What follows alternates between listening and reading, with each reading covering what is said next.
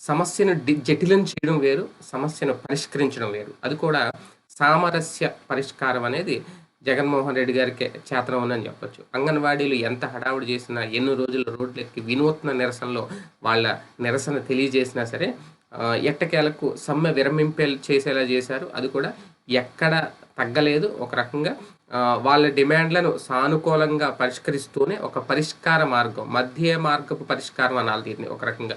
ఇమీడియట్‌గా రేపు నుంచే పెంచేస్తాం, ఎల్లుండి నుంచే పెంచేస్తాం అనకుండా, మొదటి నుంచి చెప్తున్నదే వేతనాల విషయంలో జూలై నుంచి పెంచుతాము అనేది. అలాగే కాకపోతే ఎంత పెంచాలి ఏంటి అనేది కూడా వాళ్ళ యూనియన్స్ ఏవైతే ఉన్నాయో యూనియన్ పెద్దలతో కూర్చొని మాట్లాడి వాళ్ళందరి అంగీకారంతోనే వాళ్ళందరూ అంగీకరించేలాగే పెంపు ఉంటుంది అని చెప్పడం. అంటే ఒక రకంగా ఒప్పించారు, అలాగే ఆ నిర్ణయంతో మెప్పించారు అంగన్వాడీలు.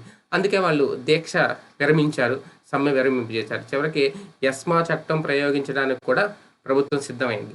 విధుల్లోకి హాజరు కాలేని వాళ్ళు ఇమీడియట్‌గా తొలగించండి అంటూ ఆదేశాలు కూడా జిల్లా కలెక్టర్లకి జారీ చేసింది. ఆ ఆదేశాలన్నీ జిల్లా కలెక్టర్లు అమలు చేసేలోపు ఒక రకంగా అంగన్వాడీలు కూడా ఎందుకులే తెగేదాకా లాగడం అనుకున్నారు.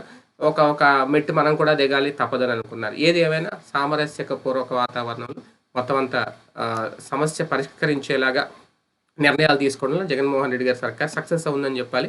అంగన్వాడీ విషయంలో కాదు, చాలా విషయాల్లో ఇటువంటి సమస్యలు ఎదురైనప్పుడు ఈ 4.5 ఏళ్లలో జగన్మోహన్ రెడ్డి గారు చాలా సానుకూల వాతావరణంలోనే సమస్యలన్నీ పరిష్కరిస్తున్నారు. అందులో ఇదొకటి.